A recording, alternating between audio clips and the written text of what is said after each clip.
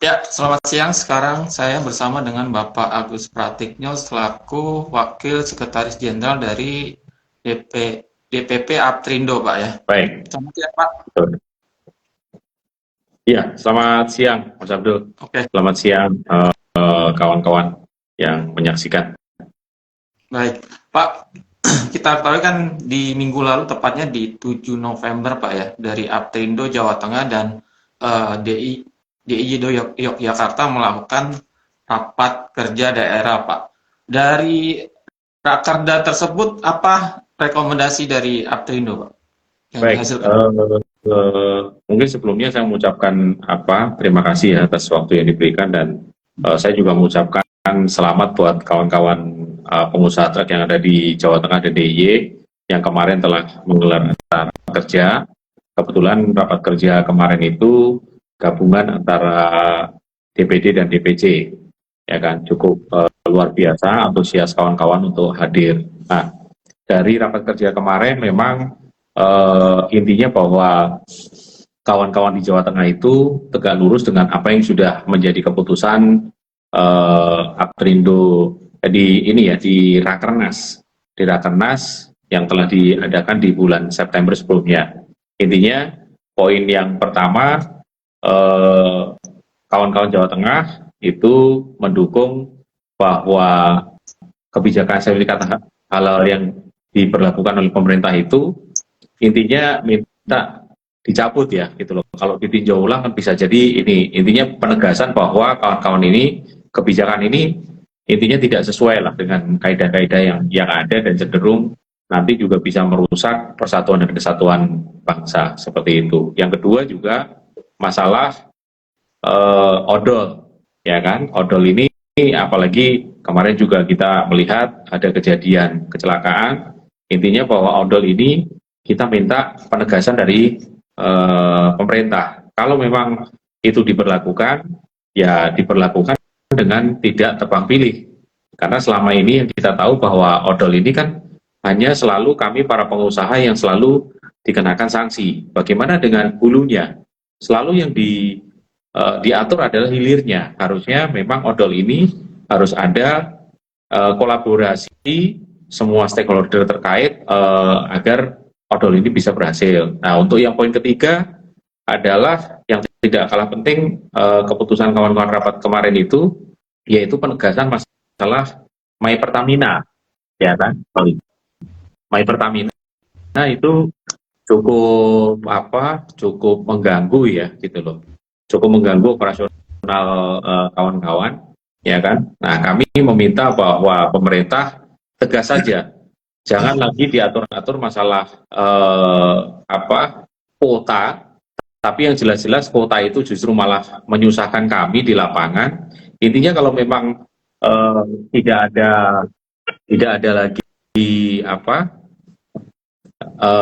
pemerintah tidak ada lagi subsidi, ya monggo silahkan, kami para pengusaha pun juga siap seperti itu.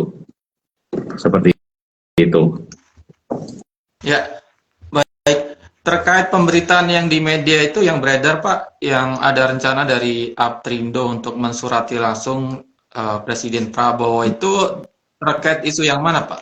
Yang halal logistik kah?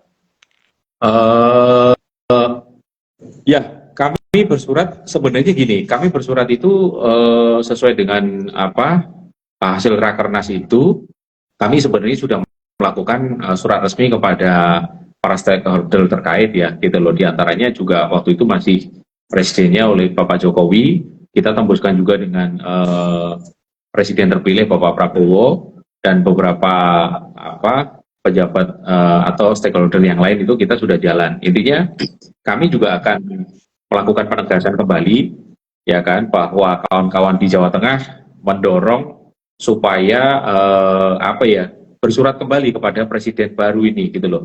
Ya, tiga hal tersebut, Mas, bukan hanya sertifikat halal, tapi masalah odol dan masalah pembatasan BBM. Tapi mungkin yang sedang tren saat ini yang memang benar-benar dihadapi menjadi situasi yang menyulitkan para pengusaha itu adalah terkait dengan sertifikat halal logistik. Ya, oke. Dalam Rakerda sendiri, Pak, poin-poin argumen dari teman-teman Aprindo Jateng terkait penolakan dari sertifikasi halal logistik mungkin bisa dijabarkan apa saja, Pak? Ya, yang menjadi penolakan itu mungkin kalau isu di luar itu bukan hanya masalah biaya ya gitu loh. Ini menjadi apa yang perlu digarisbawahi. Kami para pengusaha itu bukan hanya apa mempermasalahkan masalah biaya yang harus dikeluarkan untuk mengurus sertifikat tersebut. Tapi kami melihat jauh ke depan bahwa sertifikat dengan adanya kebijakan sertifikat halal ini justru ini sangat sensitif ya. Nanti ujung-ujungnya nanti akan terjadi benturan antara anak bangsa ya kan. Mungkin antar pemahaman kawan-kawan sesama muslim sendiri aja berbeda-beda. Betul kan? Bagaimana nantinya dengan kawan-kawan yang benturan dengan yang non muslim. Nah, ini yang kami melihatnya jauh ke depan gitu. Dan pada prakteknya pengurusan sertifikat halal itu ya kami melihat itu tidak masuk logika gitu loh, bahwa proses ya kan kami ini kan sebagai jasa angkut ya kan, kalau disampaikan bahwa sertifikasi halal itu bagian daripada supply chain, bahwa itu adalah untuk menekankan ya kan, memastikan bahwa barang itu tetap terjaga kehalalannya, ya harusnya yang disertifikasi bukan hanya jasa angkutan, dalam hal ini adalah tracking saja, tapi kan yang namanya supply chain itu kan banyak bagian yang turut serta. Ya kan, mungkin hal kecil aja diantaranya juga kuli angkut, karena kan kenapa? Sopir itu tidak pernah menyentuh yang namanya barang muatan. Ya kan, kalau kita lihat kawan-kawan yang bergerak dalam apa truk pengangkut kontainer, ya kan, itu bahkan mereka tidak tahu isi kontainernya apa. Ya kan, karena ada kebijakan bahwa kontainer itu kan semuanya tersegel, membuka segel pun itu juga pengurusannya juga cukup repot. Jadi hal-hal inilah yang menjadikan kami para pengusaha ini perlu pemerintahan baru ini menyikapi gitu loh, sebelum terjadi hal-hal yang nantinya justru akan memecah belah persatuan dan kesatuan. Oke. Dalam hal ini artinya Aprindo di daerah dari tingkat DPC sampai DPD satu suara Pak ya terkait ini ya Pak? Betul, betul. Satu suara, satu suara. Oke. Pak, tadi disampaikan oleh Pak Agus bahwasanya sebelum mensurati Presiden Prabowo kan sudah bersurat ke stakeholder terkait ya Pak. Bisa Ya. disebutkan Pak ke siapa saja Pak dan respon mereka Pak? Ya, kami waktu itu juga surat utamanya kami sampaikan kepada kepada Presiden Joko Widodo, kepada untuk yang Kementerian Perhubungan pastinya, Kementerian Agama, dalam hal ini juga kami bersurat resmi kepada BPJPH, ya kan, mungkin juga ke Komisi 5, cuma kita juga ketahui bahwa kemarin pada saat kami melakukan rakernas itu kan posisinya terjadi masa-masa transisi antara pemerintah lama dengan pemerintah baru. Kami memahami itu juga, saat ini kan juga terjadi pergantian para pejabat seperti itu. Jadi respon ada beberapa yang pejabat terkait itu juga mungkin mengajak berkomunikasi secara ini ya gitu loh, non formal ya, untuk berdiskusi terkait sertifikasi halal ini gitu loh. Di antaranya adalah pejabat-pejabat dari BPJPH seperti itu. Kami juga sering melakukan diskusi. Intinya kami para pengusaha kami ini terbuka untuk diskusi gitu loh. Tapi dalam hal yang sekiranya ini menjadi komitmen kami semua sudah bersatu, ya kan, kami tetap memperjuangkan bahwa kebijakan yang nantinya ini membahayakan persatuan dan kesatuan bangsa ini yang harus kita perjuangkan, kita tegaskan, harus ini segera ditindaklanjuti oleh pemerintah baru, seperti itu. Oke. Dan Aprindo tetap teguh dengan pendirian bahwasanya menolak ya Pak? Betul Pak, betul. Betul. Ya, di poin kedua Pak terkait yang untuk pembatasan solar ini khususnya di aplikasi My Pertamina. Nah, ini secara lapangannya di lapangan seperti apa Pak kendalanya Pak? Ya, ini juga menjadi isu yang cukup meresahkan kami para pengusaha ya gitu loh. Bukan hanya kami sebagai pemilik kendaraan, tapi juga kepada para pengemudi khususnya yang ada di lapangan langsung itu kan juga pasti sangat-sangat dirugikan gitu loh. Teknisnya bahwa banyak sekali My Pertamina kendaraan-kendaraan kawan-kawan ya kan, termasuk kendaraan saya sendiri juga sama mengalami hal yang sama. Kami sudah mempunyai My Pertamina gitu loh. Tapi pada saat kami membeli beberapa kali terjadi bahwa kuota kami ini sudah habis, ada yang mencuri, kami tidak tahu. Nah, itu yang pertama. Yang kedua, ya kayak kemarin gitu loh. Kita tiba-tiba My Pertamina kita tidak dapat diakses. Datanya ya kan tidak ada. Kami harus mendata ulang. Ya kan mendaftarkan ulang gitu loh. Nah, sedangkan proses untuk mendaftarkan ulang itu kan harus kami memberikan syarat-syarat ulang. Di antaranya ya salah satunya kami harus ada membuktikan melampirkan itu kopi BPKB. Nah, ini juga menyulitkan karena kenapa? Kopi BPKB ya perlu diketahui banyak kawan-kawan para pengusaha ini membeli truknya itu adalah secara kredit. Jadi banyak sekali BPKB masih ada di leasing. Ya kan? Nah, itu kan perlu waktu. Nah, sedangkan kendaraan itu kan tidak mungkin ditahan. Ya kan? Kami sudah membawa muatan customer. Ya kan? Kami ditunggu. Apalagi kalau kita membawa raw material, itu kan pabrik juga perlu untuk barang-barang tersebut untuk produksi. Nah, inilah kejadian-kejadian di lapangan ini sangat-sangat menyulitkan kami ya kan di dalam pelaksanaan di lapangan. Belum lagi masalah kami menyuarakan itu kan bukan hanya intinya kan masalah cabut subsidi ya kan, karena kenapa dengan adanya subsidi pemerintah memberlakukan My Pertamina lah. Kenapa kami menyuarakan cabut subsidi? Nah, kami juga mengakomodir kawan-kawan di luar Pulau Jawa yang ada di Sumatera, Kalimantan. Dengan adanya subsidi mereka pun juga tidak menikmati, betul kan? Tidak menikmati subsidi tersebut. Ya lebih baik kenapa? Ya lebih baik cabut aja, biar seluruh negeri ini ya sama adil gitu loh, sama rata, merasakan hal yang sama. Jadi pada prinsipnya ya kami pengusaha dalam hal ini ya memohon kepada pemerintah supaya kebijakan subsidi khususnya untuk biosolar yaitu dicabut saja. Jadi tidak perlu lagi ada subsidi, tidak perlu lagi ada pembatasan menggunakan aplikasi My Pertamina seperti itu. Apakah dari pihak Aptrindo sudah mengkalkulasi, Pak, jika misal benar-benar nih permintaan dari Aptrindo dituruti Pak oleh pemerintah Pak untuk mencabut subsidi? Ya. Pada dasarnya kan kami ini kan hanya sebagai pelaku usaha yang ibaratnya sebagai ini aja ya. Kok BBM itu kami konsumsi ya kita gunakan ya real gitu loh. Kami tidak mengambil keuntungan atas BBM. Ya kan bahwa kami membeli BBM dalam rangka kami gunakan untuk operasional di lapangan. Ya kan jadi ya dampaknya otomatis terhadap ongkos angkut. Nah, kalau dampaknya terhadap ongkos angkut ya kita kembalikan kepada pengguna jasa. Seperti itu, ya kan?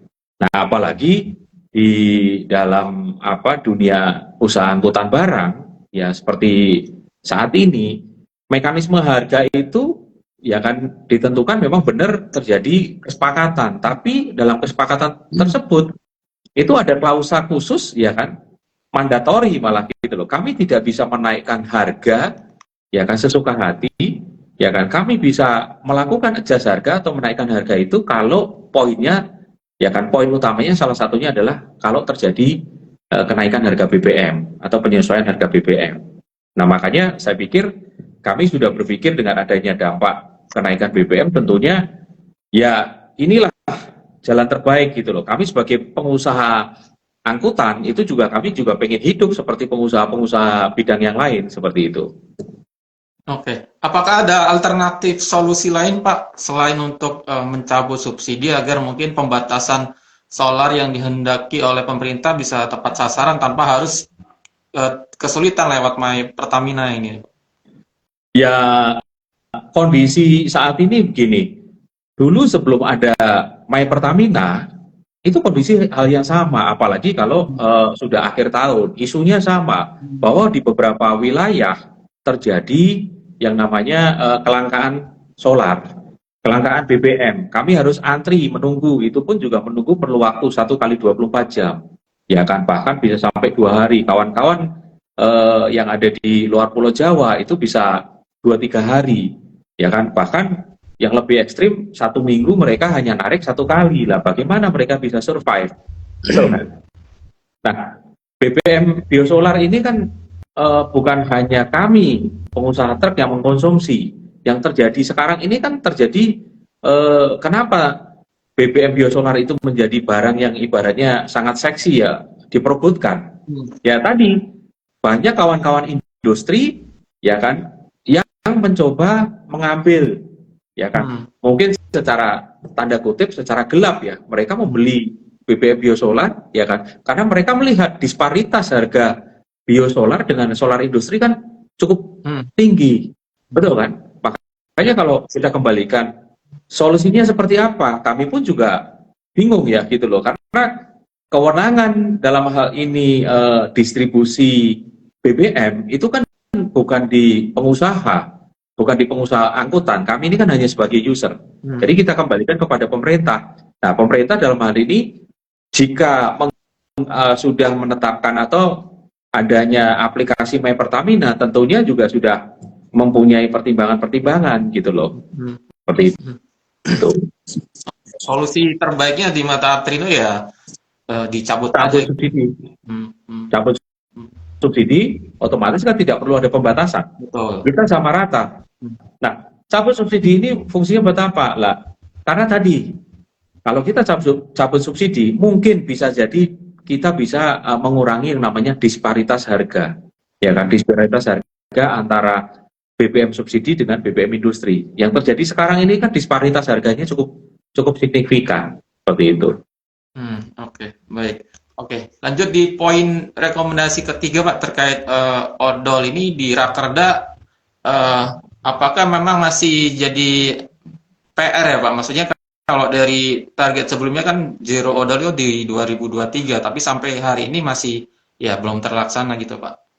Ya, itu poin penting juga yang kami perlu sampaikan, bahwa odol ini kan memang kita zero odol itu program yang memang cukup bagus. Intinya para pengusaha angkutan barang pun juga 1000% akan mendukung jika kebijakan tersebut semuanya terlaksana dari ujung, dari hulu sampai hilir semuanya kompak ya gitu loh. Tapi pada prakteknya dari tahun 2017 digaungkan zero odol sampai dengan ditunda yang sampai program terakhirnya zero odol 2023, yang akhirnya juga kita tidak tahu ya kan apakah penilaiannya itu gagal atau berhasil.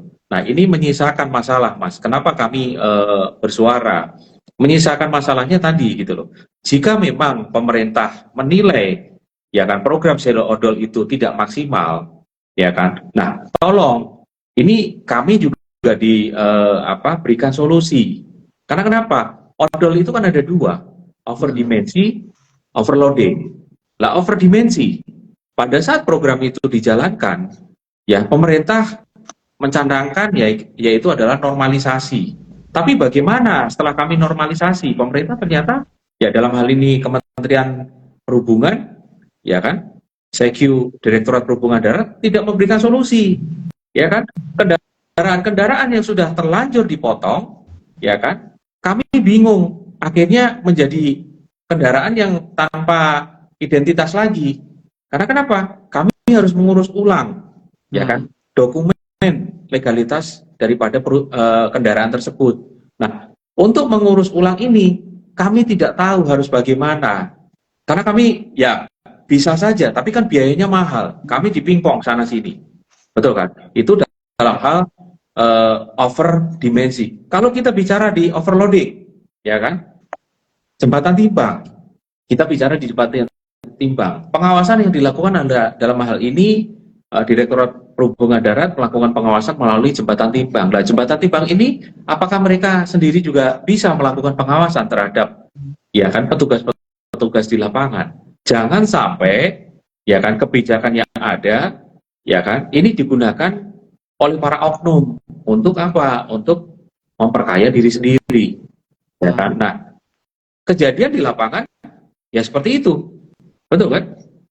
Makanya saya pikir ya ini terjadi karena tadi pemerintah tidak serius, ya kan? Dari hulu dan hilir tidak semuanya diatur, ya kan? Jika pengguna jasa dalam hal ini lah pemilik barang juga diatur, mungkin kan muatan tidak ada, muatan yang overload tidak ada, betul kan? Yang terjadi kan sekarang ini tidak. Ya kalau kami tidak mengikuti kondisi di lapangan, kita tidak mengikuti market, ya cepat atau lambat bisnis kami juga akan gulung tikar. Cuma kan tidak mungkin hal tersebut. Makanya kami bersuara, yuk yang masalah odol ini bagaimana gitu loh. Ya kan ditinjau ulang atau ya memang ya kalau memang nggak ini ya penegasan ya sudah. Ya seperti itu. Oke. PR-nya masih di sisi cargo owner, Pak ya, terutama ya. Iya. Walaupun dari transporternya udah aware, tapi dalam kenyataannya ada pressure dari cargo owner kan juga percuma gitu ya, Pak.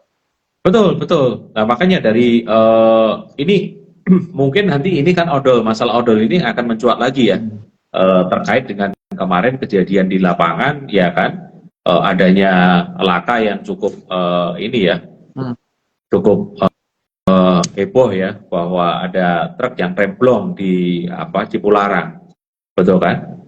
Semua pasti menyampaikan bahwa odol, ya kan? Ya kami juga menghimbau buat semuanya gitu loh, jangan serta merta bahwa menghakimi, ya kan, menjudgment kami para pengusaha atau para sopir truk itu seakan-akan bahwa kami ini sebagai pembunuh berdarah dingin di lapangan, ya kan? Kami ini kan boleh dibilang ya kami coba memberikan layanan yang terbaik kepada konsumen, betul kan? Tapi yang terjadi bahwa apa?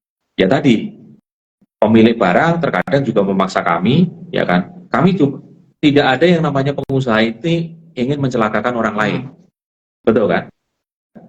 Seperti itu. Oke. Di Rakerda itu usul safety sendiri yang dibahas apa saja, Pak? Ya.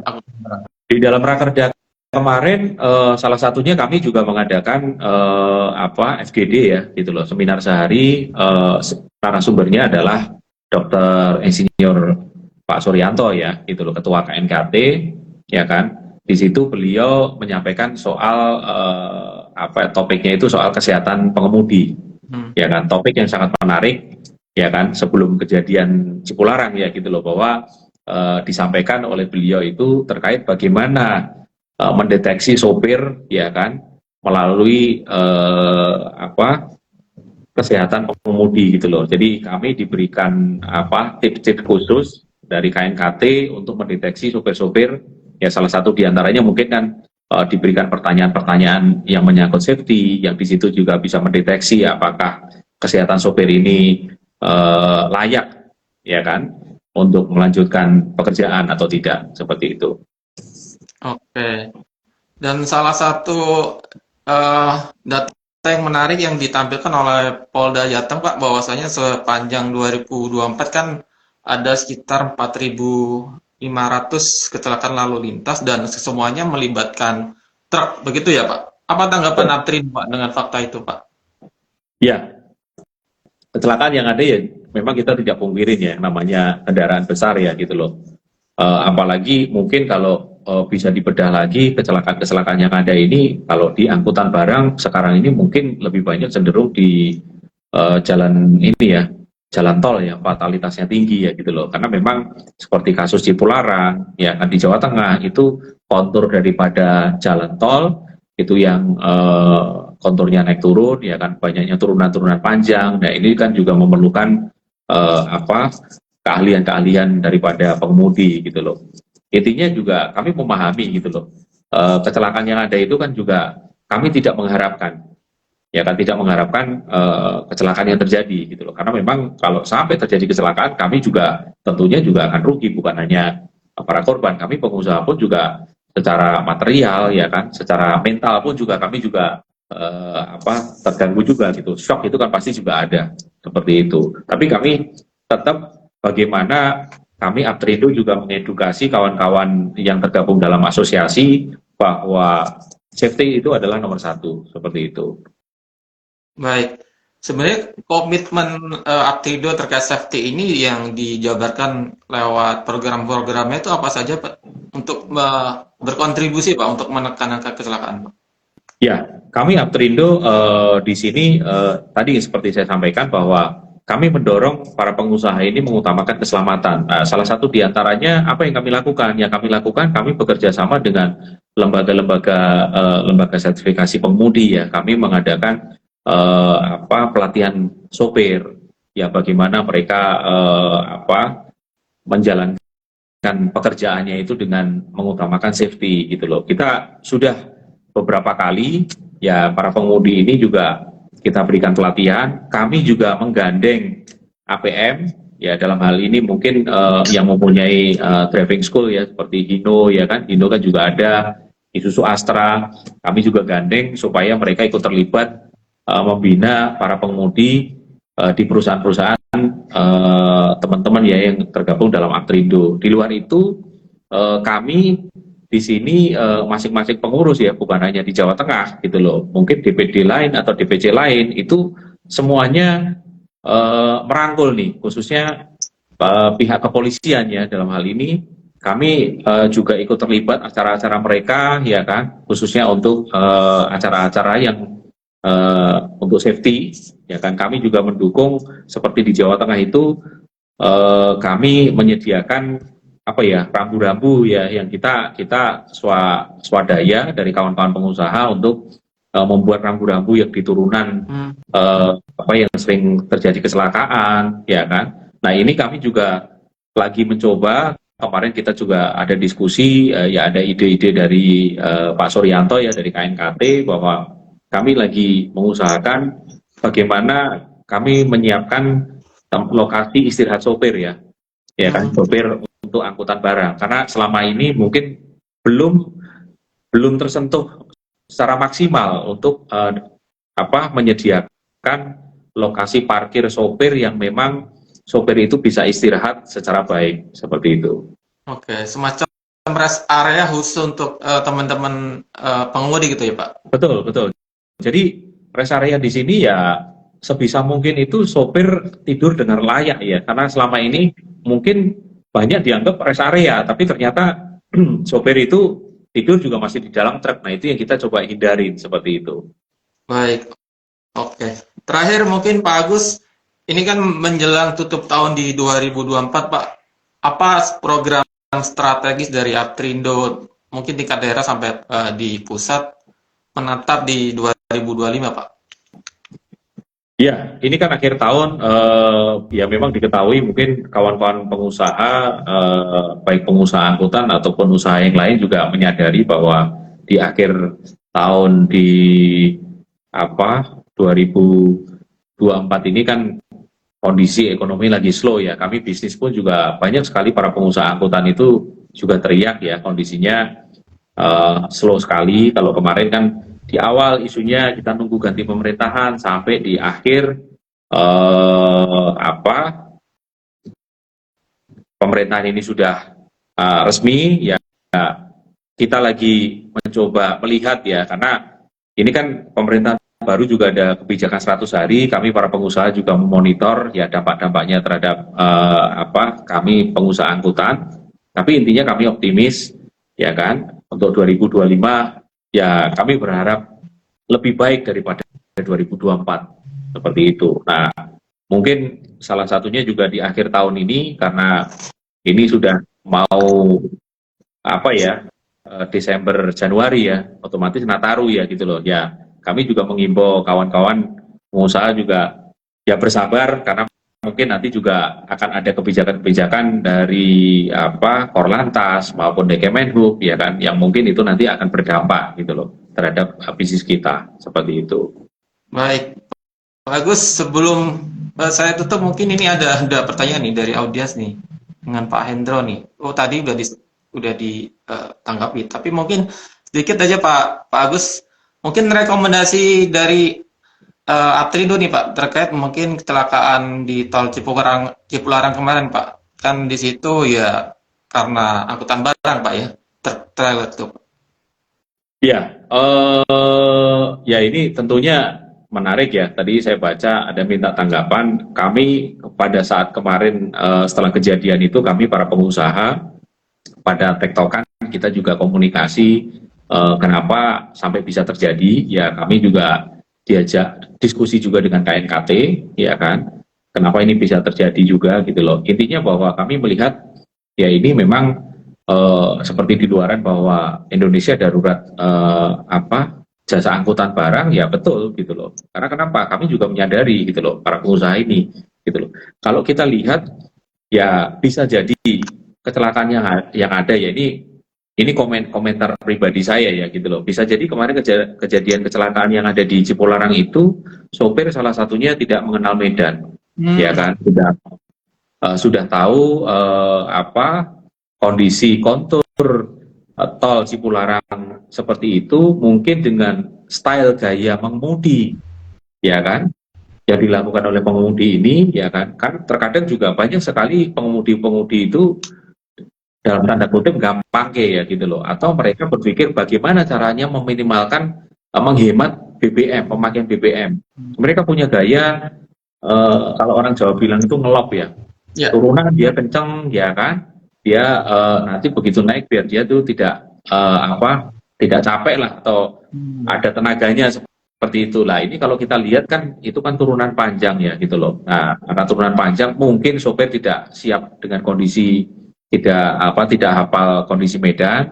Ya, yang kedua juga mungkin kondisi kendaraannya sendiri ya kan. Kami juga mengimbau dalam hal ini juga kami terus juga membuat himbauan kepada kawan-kawan ya kan, khususnya yang kendaraan-kendaraannya yang sering melewati tol-tol yang membahayakan yaitu tol Cipularang ya kan, tol yang Semarang Boyolali itu kan konturnya hampir sama naik turun seperti itu ya.